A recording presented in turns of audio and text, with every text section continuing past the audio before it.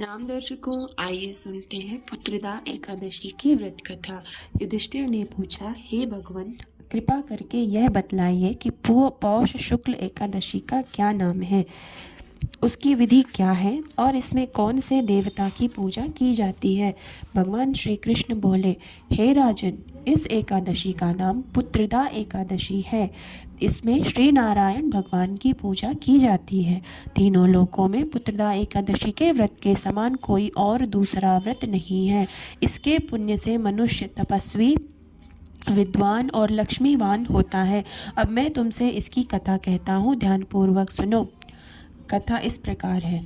भद्रावती नामक नगरी में सुकेतुमान नाम का एक राजा राज्य करता था। उसके कोई पुत्र नहीं था। उसकी स्त्री का नाम शैव्या था। वह निपुती होने के कारण, निपुती मीन्स बिना पुत्र के होने के कारण, सदैव चिंतित रहा करती थी। राजा के पितर भी रो रो कर पिंड लिया करते थे और सोचा करते थे कि इसके बाद हमें कौन पिंड देगा। राजा को पुत्रहीन होने के कारण भाई, बांधव, धन, हाथी, घोड़े, राज्य और मंत्री सब कुछ होने पर भी संतोष नहीं होता था। वह सदैव यही विचार करता था कि मेरे मरने के बाद मुझको कौन पिंडदान देगा। बिना पुत्र के पितरों और देवताओं का ऋण मैं कैसे चुका सकूंगा, इसलिए मुझे पुत्र की उत्पत्ति के लिए प्रयत्न करना चाहिए। राजा इसी प्रकार दिन रात चिंता में लगा रहता था। एक समय राजा ने अपने शरीर को त्याग देने का विचार किया, परंतु आत्मघात को पाप समझकर उसने ऐसा नहीं किया। एक दिन राजा ऐसा ही विचार करता हुआ अपने घोड़े पर चढ़कर वन को चल दिया और पक्षियों व वृक्षों को देखने लगा। उसने देखा कि वन में मृग, व्याघ्र, सुअर, सिंह, बंदर, सर्प आदि सब भ्रमण कर रहे हैं। हाथी अपने बच्चों और हथिनियों के साथ घूम रहा था। वन के दृश्यों को देखकर राजा सोच विचार में लग गया। इसी प्रकार दोपहर बीत गई। वह सोचने लगा कि मैंने कई यज्ञ किए, ब्राह्मणों को स्वादिष्ट भोजन से तृप्त किया, फिर भी मुझको यह दुख क्यों प्राप्त हुआ। राजा प्यास के मारे अत्यंत दुखी हो गया और पानी की तलाश में इधर उधर फिरने लगा। थोड़ी दूर जाने के बाद राजा ने एक सरोवर देखा। उस सरोवर में कमल खिल रहे थे तथा सारस, हंस आदि विहार कर रहे थे। उस सरोवर के चारों तरफ मुनियों के आश्रम बने हुए थे।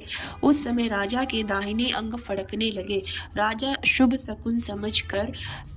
संकेत समझकर घोड़े से उतरा और मुनियों को दंडवत प्रणाम करके उनके सामने बैठ गया।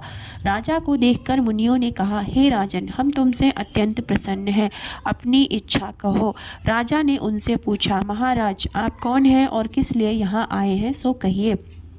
मुनि बोले, हे राजन, आज संतान देने वाली पुत्रदा एकादशी है। हम लोग विश्वदेव हैं और इस सरोवर पर स्नान करने आए हैं।